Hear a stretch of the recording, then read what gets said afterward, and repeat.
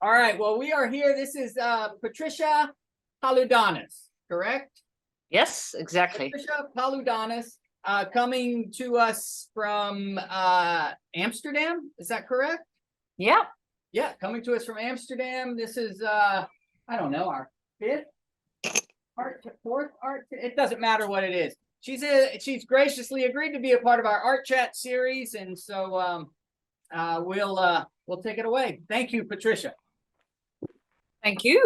Thank you for inviting me. Actually, I am gonna just plug in my earphones right now because I realized the sound on my computer isn't so great. So I'll probably hear your voice better if I plug in this thing. Just all right, 1 second. We'll try to speak loud and clear. Yeah, let's see. The speakers aren't so great, but yeah, I'm back. All right, you can hear us okay? Yeah, terrific. Okay. All right. Why don't you, I don't want to run the show, but we've looked at your work, but don't necessarily know too much about what you want us to know.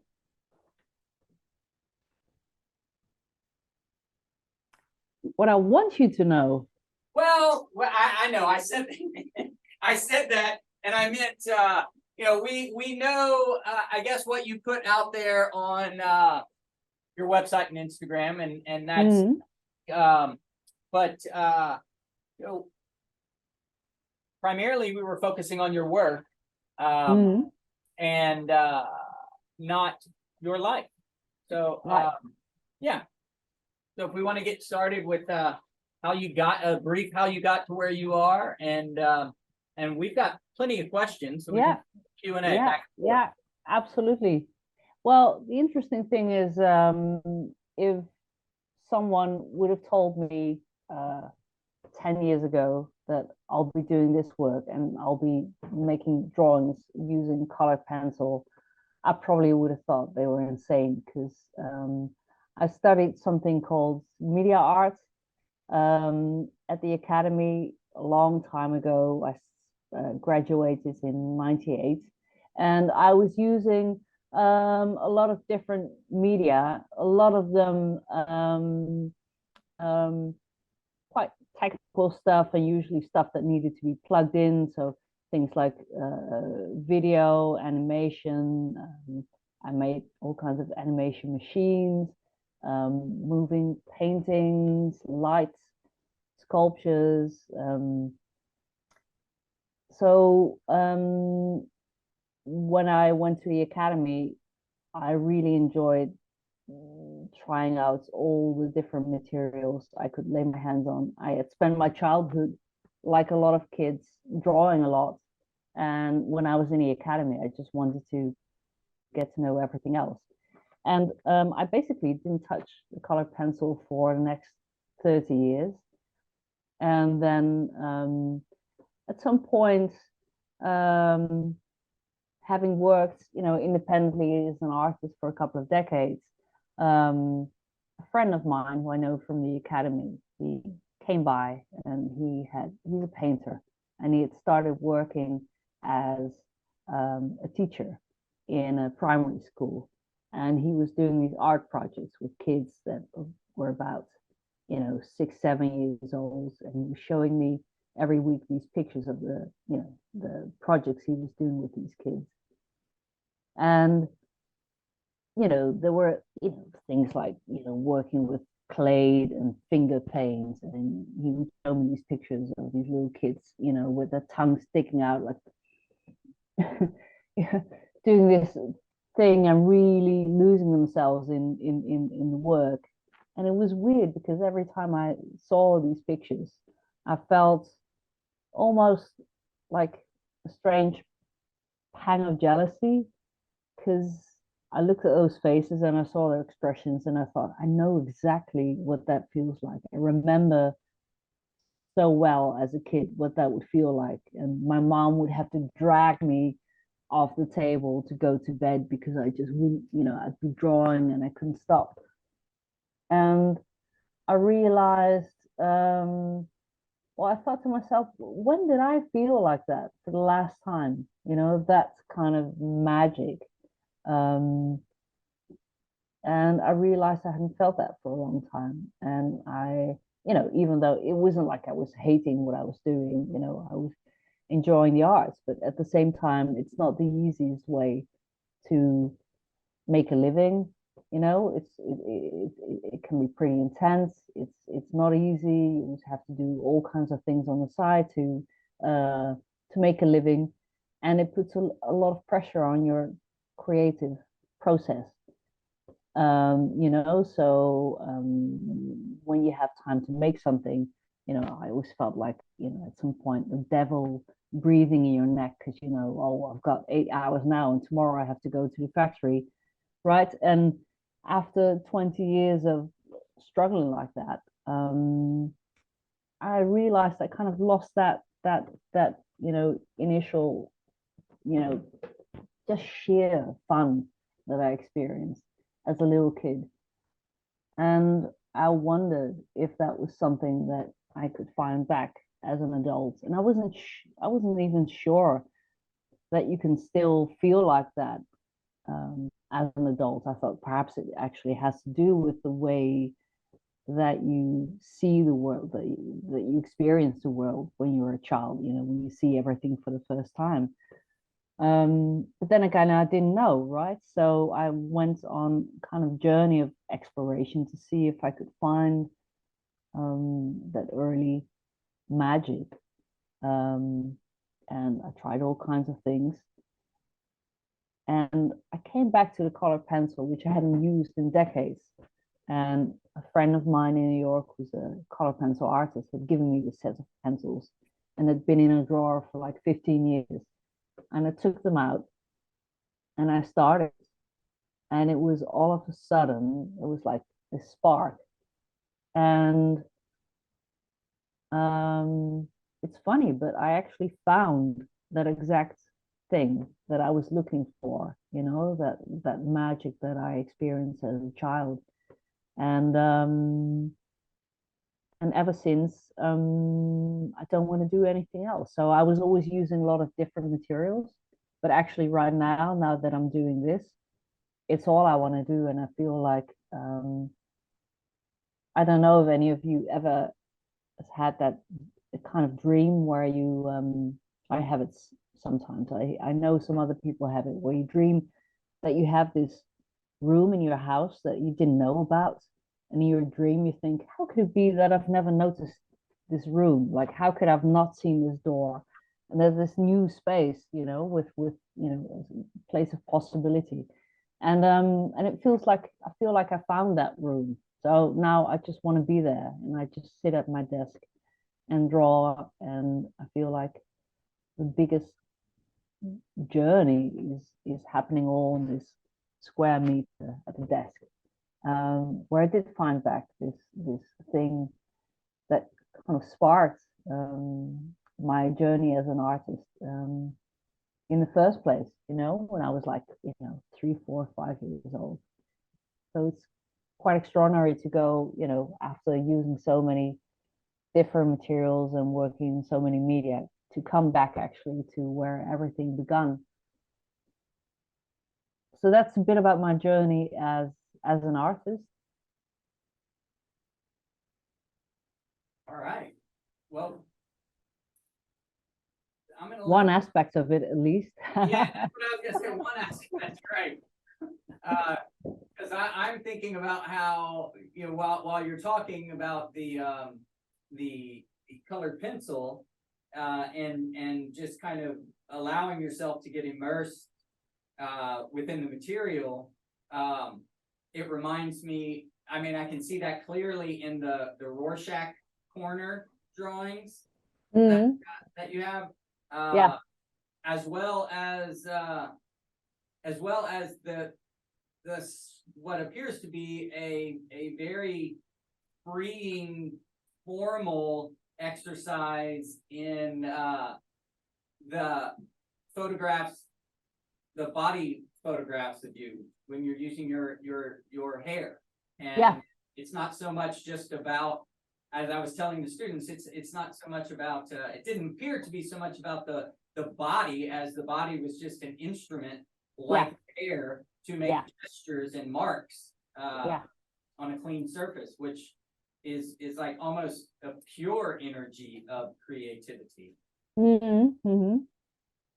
Yeah, that was actually, came, were from a while ago, and that came from, I guess a lot of artistic journeys I embark on are often sparked by some kind of realization, like, so, this color pencil journey was sparked by me seeing these kids and thinking, what happened to that feeling, one that I experienced this. The project that I did using my own body was sparked by the realization that actually didn't really know what this thing was, my body, because I've always, I'm someone who thinks a lot, who, is always making things. So all of my life until, my late 20s, I was either, reading or writing or drawing.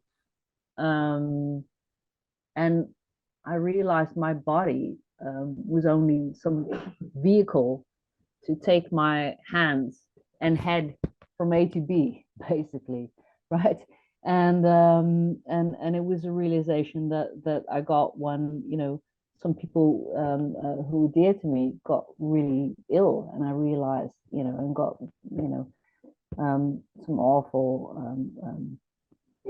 illnesses, and then I realized, well, actually, I'm never really aware of this body of mine, actually, because it always has been just working and do its job, right? So I realized I was in a position of luxury of not having to worry about my body, because it was just doing its thing. And then I went on an exploration of, like, what is this thing? And then because I was always working with all kinds of materials, with paper, with wood. And then I got interested in using the body as if it were just another material, and kind of building shapes with it. So that's how I got into that project. So for me, it wasn't like modeling. It wasn't so much about the visual appearance of my body, but more, like, why not use the thing that you are, just the same way that you would use paper or wood or textile, or, any of the other materials that you use when you make your art. Y'all go ahead. Okay, I think that's so cool, and like it's very obvious when you like look at those photos that like exactly what you're saying just makes so much sense. But I was wondering if you could tell us a little bit about the red snowscapes, because I thought those were just so cool. Oh yeah, that was that it was a magical moment really happening back then. That was what I often do with my work is that I like to respond to things that happen around me, right? So something happens, and sometimes, something beautiful or something strange happens, and I just really enjoy, using that and doing something with that. And those red snowscapes, that was one winter about 10 years ago or so, when late at night, just before I went to bed, I saw it had started snowing. I went outside, and I started photographing. It was so beautiful, and there were these huge big flakes tumbling down. And as I lay I started to, I lay flat on my back on the road because it looked so beautiful with flakes coming down. And then for some reason, if I pointed my camera at a certain angle, the sky got red, and it was not an effect that I made. It was just something that happened, and it must have been, I don't know, because of the reflection of the light from the snow. I don't know what it was. It wasn't something I did in Photoshop or anything, so it just happened. Um, and then, I spent hours, laying in the snow basically, taking these photographs. And I basically didn't do anything with them afterwards, in the sense of, I didn't really do any photoshopping, or they were just as they were. So sometimes my art comes forth from, a very long process, but sometimes like this, um, it just stems from one magical moment that just happened one night, and being there for the moment, and using that. That's really cool. And did you kind of like on the sea dreams? We read a little bit about, is that one song? Oh, yeah, the photo. Yeah. Oh, Yeah. okay. We like read a little about it, and it said that you, was it a piece of trash you put in front of your camera? What was it that you? Yeah, I was on a beach, and it was a very gray, drizzly day. It wasn't a beautiful day at all. Um, but it was very quiet, and there was something about it, but there were like pieces of plastic on the beach, which is, of course, a horrible thing. Um, and I picked up one of those pieces, and it had a little slit in, a little hole, and I put it in front of and again, I guess just like a little child, I always like to experiment with materials. I always want to look under things or in things, or you know, I can sit on a terrace, and I'll put my camera, I'll take photographs through a glass of beer or something, right? I always like to look at things that way. Um, so with this, I picked up a piece of plastic, and I put it in front of the camera. And then what I saw was quite interesting, because it was like a little slit. Um, you got this effect of seeing only the tiniest, narrowest piece of sea sharp, and the rest became a blur. And there was something very dreamy about that image, and also something like almost very intimate or tender. Like, I don't know, I have a great love of the sea because I grew up in a place, like very near to it, and my grandparents used to take me there. So it was some kind of, a feeling of, um, a gentle feeling that I had, that somehow I recognized in what I saw there. And for me, it expressed um, a feeling that I had, and I really enjoy having special effects that happen in the real world, instead of making them up in Photoshop, but they just happen because you photograph through glass or through a frosted pane, or like there's also a series on my website with yellow pictures. I don't know if you saw those. Also very dreamy. Those were actually taken through glass objects in a museum.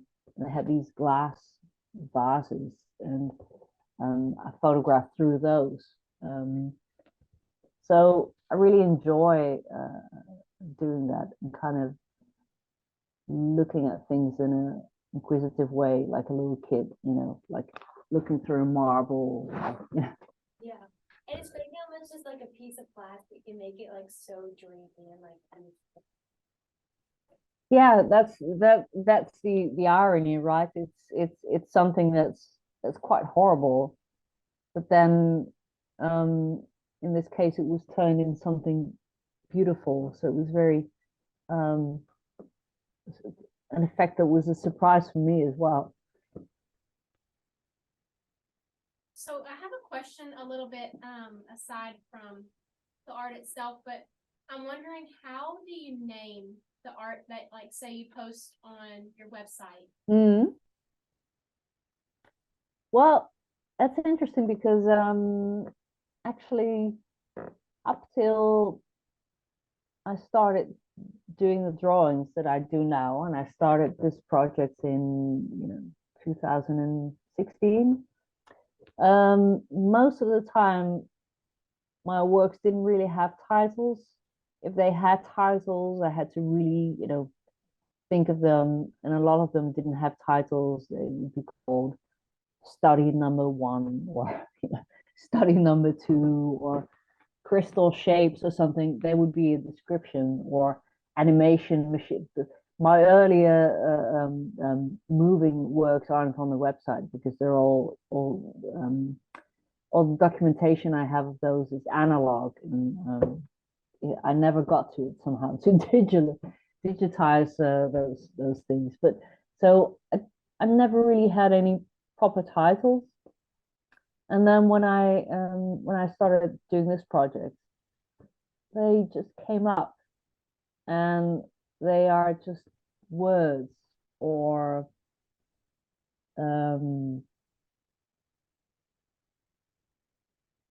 descriptions or sentences that just pop up in my head while I'm making the work. I always feel like I don't want to really think too hard about a title, so that's why I didn't title them before. Like if a title didn't come naturally, I just left it that way. I didn't want to sit down and think hard and make up the title. But somehow, ever since I started the drawings, the titles just come, and they often have to do with the process that's going on in my mind while I'm doing the drawing. So that's why they can have titles like Roll with the Punches or Over the Hill, or they all have to do with something that's happening in my life while I'm making the drawing. And sometimes they're just playful, but I try not to think too hard about them. That's really nice. I noticed, I asked because I noticed two titles that they remind me of something from like a novel. So I was wondering if like experiences that, say, like you see something in a travel experience or you read something in a novel,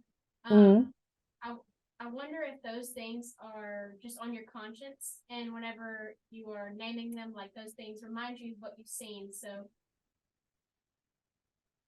yes, sometimes it will be a line from a poem or from some song lyrics, or sometimes something just pops up from my unconscious, and if it just pops up like that, I think, okay, there must be something in it, right? There must be a reason why it comes up like that, and I decide to use it. Although I must say, I do have an inner critic sometimes that tells me not to use titles if they're too pompous, I guess. A couple of times I had titles that were just too yeah, I just thought they were too much. So I didn't want to use them because I felt like yeah, I don't know, it just sounded a bit obnoxious to me, but they were what came up. And it was funny because then a while ago I was reading an article about art and prices that art gets at auctions, and I read in this article that if that artworks with a very long, complicated title fetch higher prices than artworks with simple titles. So I thought to myself, okay, I'm doing the thing here because I always think like, oh, if it's too long and complicated and pompous, I don't want to use it, because it just sounds obnoxious to me. But actually, if I were more of a businesswoman, I would probably use those.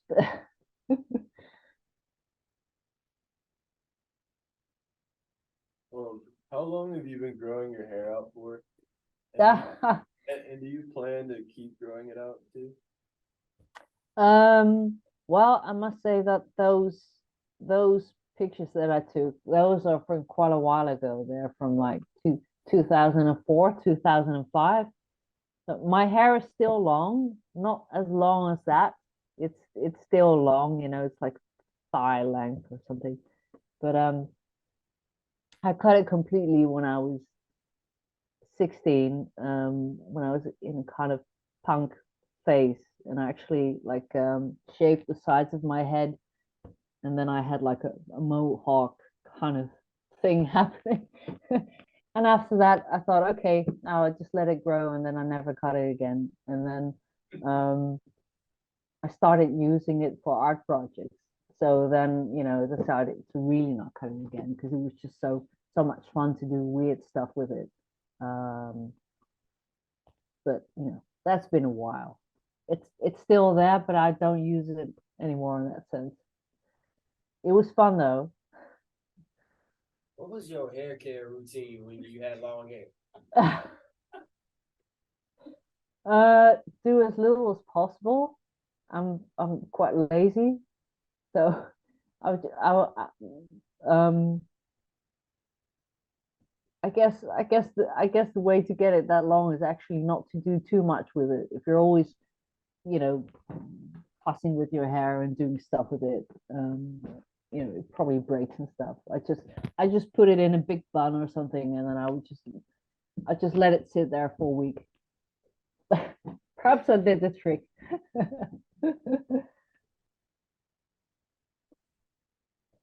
How long do your pencil color drawings typically take? Yeah, they can actually take quite a long time because it's not just a drawing itself that's like the drawing itself, the technique is very laborious. I mean, that takes a long time. But the actual thinking in between bits takes even longer time. Like they really come into being through quite a slow process of free association, and never really have an idea ready when I start. And so start with something quite simple like a combination of colors or a line or a sense of the space, and then I start playing around, and it's like, I don't know, every now and then something happens, like a certain color or shape or something happens, and there is a association. It reminds you of something from childhood or some dream you had, or something that you can't even name, right? And then I take a little step further, and then something else happens, but all that time I have to be kind of very patient and quiet and just see what happens and kind of listen to my own response. Because for me, I'm not so very interested in producing a nice picture. It's more about it's more some kind of journey that I'm taking. It's an exploration, and the drawing comes forth from that. So it's like a byproduct almost from some kind of yeah, some kind of journey of exploration. And that's what takes the time, you know. because I want to find something that is new to me and that somehow has a kind of magic that transports you to a place that you forgot about, or it takes you to a place that you didn't know existed yet. And that's really where it gets interesting for me. So quite often when I make a drawing, I feel like I can enter it, and I'm actually in that world when I'm drawing. So I'm not sitting at the desk. I'm actually in that drawing, and I'm curious what's around the corner all the time, right? So that's what I'm trying to find out while I draw. I sometimes feel a bit like a cave explorer, you know, and I'm looking for this kind of hidden chamber where there's something that I haven't seen yet. And you kind of have to probe your way, you kind of have to find your way. And sometimes, you know, you go somewhere, but then you find out it doesn't work and you have to return and go back and try something else. And so it's a bit like that. So I'm very slow. So they can take, they usually take a couple of weeks. Every time when I start one, I think, oh, this time I'll be quicker, because I'd like to be quicker. I'm always slightly envious of artists who are very quick and who, you know, have a big production of work. So it's funny because every time when I start one, you know, on day 1 or 2, I think, oh, this might actually be a quick one. I could be done tomorrow perhaps, or a day after, and then the day after it's like, actually, tomorrow maybe. And then actually I always end up working on it for weeks, because sometimes towards the end, I think it's ready, but something doesn't sit right, and I feel like there's something about it, and sometimes it takes a long time to figure out what it is, and it can be a very small thing, but you don't know it until you try it out and you do it. Did it take you a long time to like pick up on the technique of like using colored pencils, or did you find it was something that kind of came naturally? No, actually, that didn't take so long, because I think as a child already I was using the pencils in quite an intense way.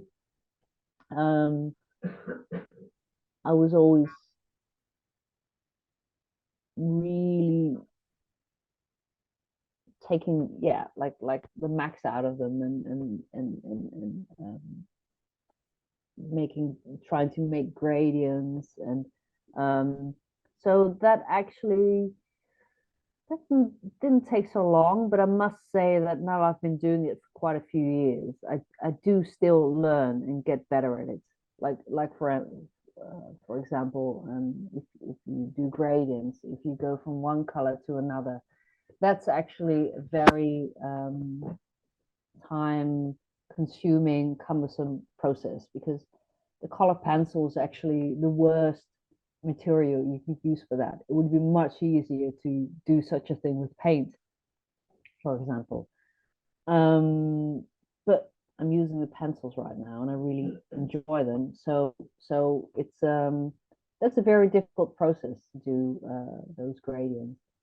And I still get better at it. Like yesterday, I was doing one that's particularly difficult. Like some colors are more difficult than other ones. And yesterday, I was doing one, and I was thinking to myself, "Oh, this is actually better than the one I did a couple of years ago, where I was doing the same color." So you still learn, but it's more about patience and a certain dedication and love for the actual work,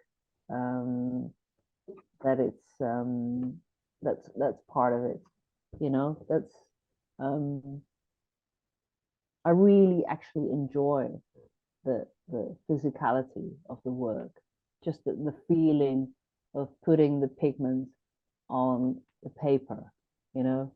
that's and seeing the colors together, and they're like very bright, and because I use such thick layers, it almost becomes like an object. It almost becomes like all these colors together. They're almost like candy.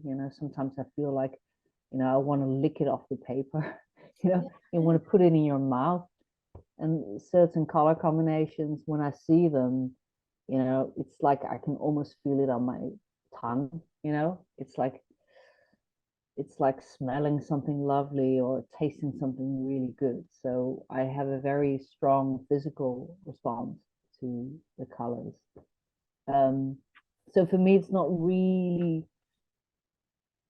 really like I have to be patient. I'm actually just really enjoying the thing that I'm doing. And I guess that's the key to the technique that I use. And what I do is I apply very, very thick layers using not normal drawing paper, but I use watercolor paper that has a lot of structure. And because it's very structured paper, it can hold a lot of pigment. And that's why the colors get so dense, so deep. If I've experimented with a lot of different kinds of paper, and it's interesting when the differences are really interesting in intensity, but even in shade. And when I use normal drawing paper, the colors don't get as intense, which is interesting because, of course, that's what's is made for drawing, but not for my kind of drawing, I guess. So the watercolor paper really provides the right surface to get these very, very deep colors and these very thick layers. And of course, you've only seen my work online, but if you would see it for real, you would see that the pigments form like a leather-like skin on the paper. So it really has a specific texture. And it almost looks like leather, like leather or velvet sometimes. Slightly shiny, and it's like very deep. So it turns the paper into something else, and it turns color into objects almost. Again, like something you could hold and put in your mouth. Yeah. So on some of the pictures, I was really surprised how bright the colors were. Is that Yeah. How much was colored on it? Can you is it layered? Can you do that? Or is it just the paper that's making it that bright? Wait, I don't hear you so well. Can you speak up a little bit? Is it more like the paper that makes it bright, or how much you color it? How much? Like, She's asking if It's not you. It's not you. The sound is a bit funny. she's asking if she noticed that, like you said, there's a shininess, a brightness to it. Yeah. And yes, some of that can be attributed to the paper, but do you layer it? Does it get waxy? Yeah, it does. So what happens is that because I use such thick layers of pencil pigments, the wax that binds the pigments in the pencil, that wax comes to the surface after drawing. So when the drawing's done, after a few weeks, the wax from the pencil comes to the surface, and then it forms like a whitish film. And I rub it off and rub it in with a piece of tissue, and it basically becomes almost like its own varnish. So the wax actually gets spread out on the surface. and that's what also gives it a particular shine, and it all also makes the colors even more intense than they already are. So that's also part of it. So it's that, and it's also the structure of the paper that you can still see through those layers of pencil. So those two things together, they kind of make it look like leather, you know, like how if you have like a worn leather, like a leather bag that you've used a lot, like it becomes a bit shiny. That's kind of the surface that I get. So going back a little bit to the Mhm. coloring drawings, I noticed that you said something about switching off intellect. Mm, So we also read that whenever you were little, you wanted to explore caves whenever you got older. yeah. And then you said something about how you feel like you're exploring caves. And I'm just like, they're all kind of tying together for me. So whenever you like switch off intellect, is that kind of what you mean by like you're kind of going into it and exploring new things? Yeah. Um, I'm someone who thinks a lot.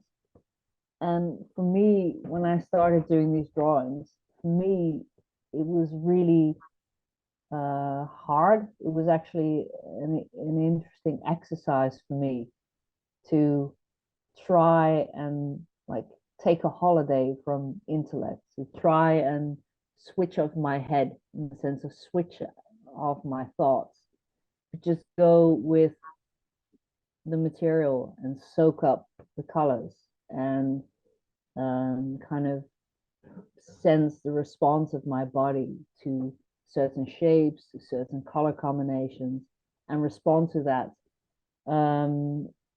without um, conceptualizing things too much. And for me, it was a way to get to a different layer of myself, I guess. Um, you know, that's underneath, rational thoughts, but the subconscious, the kinds of things that come up in dreams that you have, or, things that perhaps you've forgotten, I guess what I try to do is in my drawing, I really try and go back to the way of seeing and the way of experiencing the world when you're a very, very tiny child. I have a lot of very early memories from, when I was 2, 3 years old. And these memories have to do with colors and shapes. And I have these memories of experiencing the world before you know what things actually mean. So all these shapes and colors and sounds that don't have all these layers of meaning yet, but it's you having all these free associations, a bit like, when you're a little kid and you see, you know, shadows cast on the wall by the curtains, or looking at the flames of a fire, and you see shapes, and your mind goes off, right, and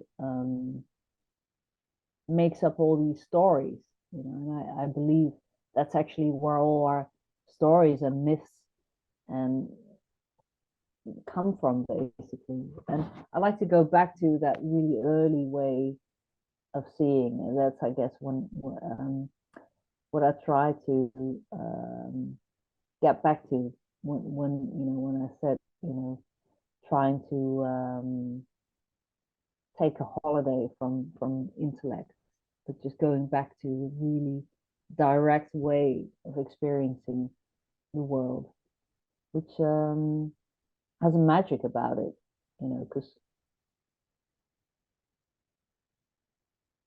we do a lot of, thinking and conceptualizing anyway, or at least if you're someone if you're someone like me, you do. So for me it was a really interesting journey to get back to something that I didn't know I could still experience as an adult. Um, you know, so trying to go back to that place, and I managed to do that, and still in my drawing, I try to go back further and further, and you know, dive into my own early memories.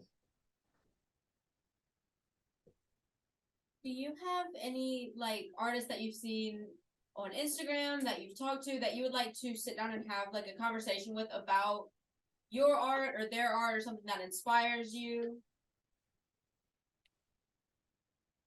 Well, I must say that I see a lot of inspiring work on Instagram.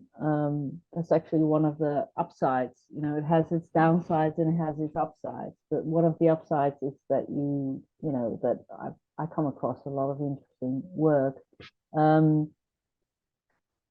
I've come. It's funny you should ask this because coincidentally, just 2 days ago, I learned that my favorite painter, who I discovered through Instagram, has a show in New York right now, which I would really, really love to see. Unfortunately, she's someone who died in the 80s. She was a Chicago painter called Miyoko Ito.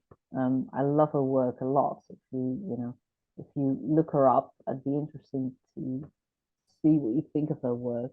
On my Instagram profile, I have some work from one of those story things underneath your profile.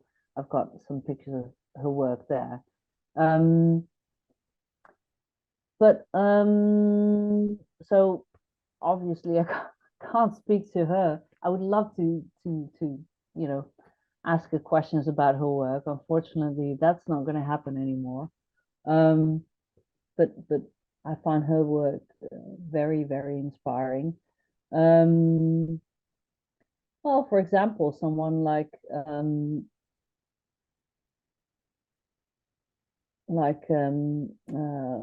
Lawyer Hollowell, whose work I've seen a couple of times.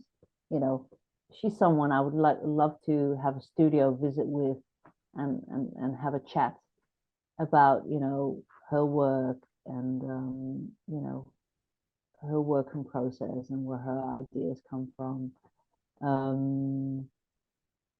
But I must say,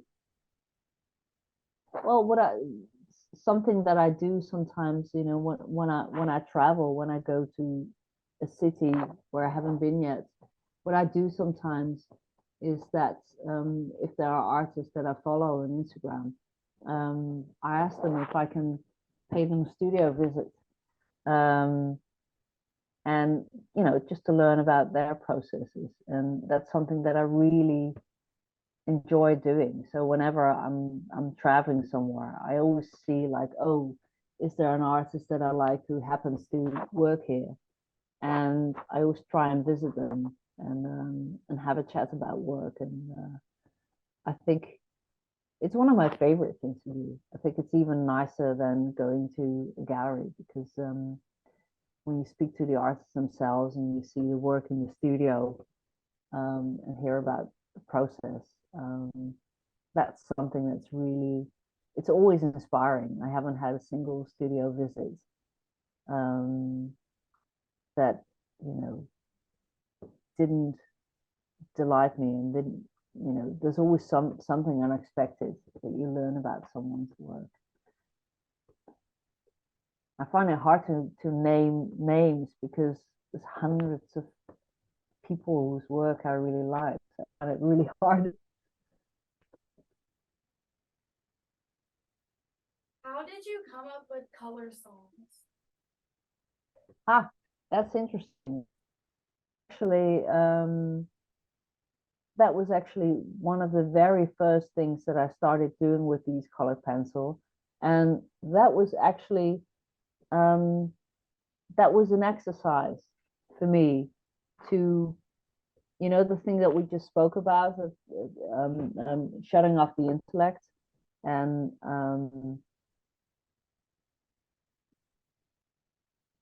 that, for me, that was actually a way of training that, because I'm not so good at it. You know, I'm someone who tends to think a lot. And these were a great start because I didn't have to think about the objects. I just started with colors only. And what I did with those was I would start in the middle of a page, and I would start with 2 colors. And what I do is I have all these, I can show you, I have all these color samples. I don't know if you can see this. So this is a box, right?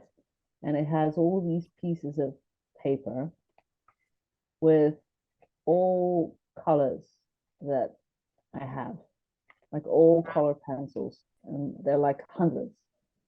And what I do is I put them on the table, and I just put them together.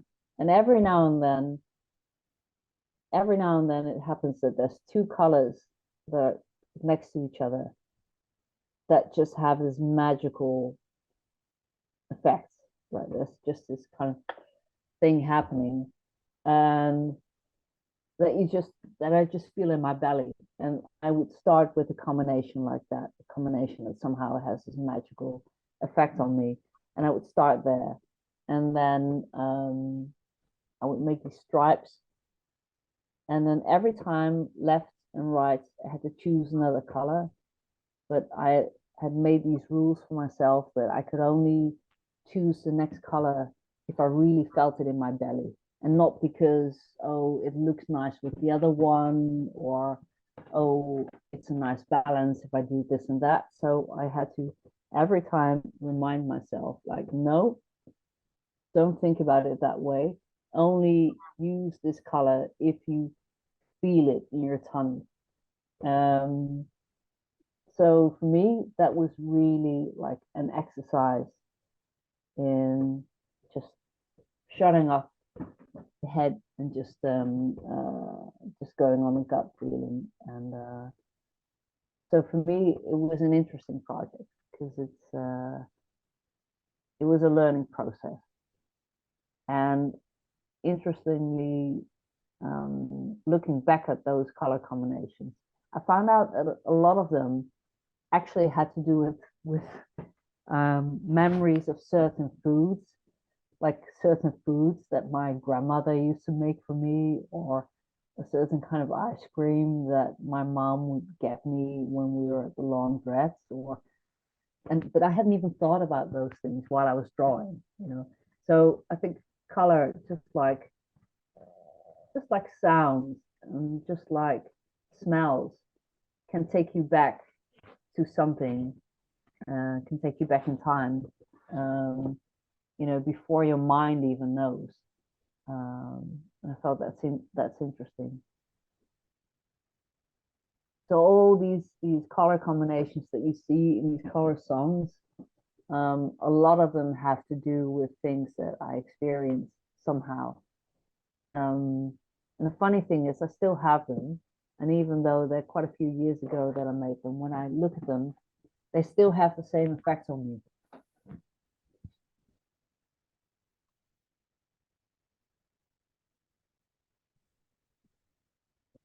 All right, I got just a little one. All right. Yeah. So, the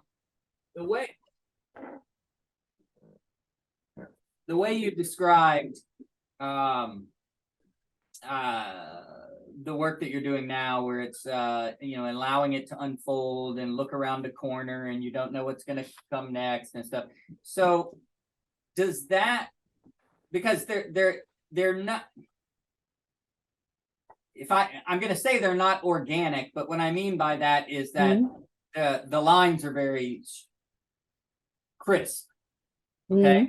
Yeah, and architectural, if you Yeah, will. yeah. So, which creates some spatial play. So, going around the corners are what I'm following that. But how much do you create the composition before applying color to it? And if it's not the entire composition that you lay down, do you allow yourself to change it as the colors relate to each other, or as you explore the cave? Yeah, so it's interesting. I have been changing my working methods a little bit the last few years. So, because for me it's also interesting to explore the different ways in which you can do this. And up till quite recently, I did work in the way that I explained earlier, where I would just start with one line or one shape, not knowing what would happen next. And I would actually, the drawing would actually slowly evolve while doing coloring. So it wouldn't be like I would first, make the design and then apply the color. I would bit by bit, I would add shapes and Okay. then color them, and then the next thing, and it would be scary in a sense, because once you've applied the color, especially with the darker colors, one of the things about color pencil is that it's impossible to erase it, right? So Yeah. once it's there, it's there. Yeah. So that would make it, quite a tense process. But now I found, just because at some point I'd made quite a few drawings, and because in the process of making a drawing, there are lots of moments where you choose to go right, where you could have gone left, right? There's a lot of, choices that you make. Right. Every time when you make a new shape or a new line, that means that there's something else that you could have done that won't happen. And at some point, I got so many drawings where I remembered, like, oh yeah, but when I was there, I was in limbo, like, should I do this and do that? And then I was curious, well, I went right, but what would have happened if I had gone left? Yeah. And what I started doing then is I would take drawings that I executed and go back to that moment that I remembered, where I went left or where I went right. And then, like, okay, from this point, what would have happened had I made a different choice? And I would take a picture of a drawing, and in Photoshop, I would start and play with it and basically draw in Photoshop and take, a different road. And so from that, I got into a new habit of actually drawing, doing a lot of sketches in Photoshop, but actually using Photoshop the same way as if I would be working on the paper. So again, just by playing and experimenting. So not with a clear image in my mind, but just coming to arriving at an image through just playing and moving things around and taking bits of other drawings. And, I used to do that, like, with, sometimes I would cut like shapes out of paper or colored paper, and I would move them around. Yeah. And now I often do that in Photoshop, but it's actually the same process of just playing around. And then when I start drawing, it still quite often happens that I'll change things anyway. I thought we had 4 minutes left in school, but we have none. The bell just rang. Oh boy, it goes so fast. I know. Well, Patricia, thank you so much for your time and staying up late for us. And I your really generosity. enjoyed it. Yeah. Thank you so much for inviting me. Mhm. Good luck, all of you, with your artistic endeavors. And I will send this to you and get it posted within the next couple weeks. And please let yes, you called it. You let Nick know if he's how this went, and I'd love to have Yeah. him on board next semester. Yeah, that'd be great. All right. Thank you, All Patricia. I'll right. be in touch. Yeah. Okay. Bye-bye. Have a good day. You too.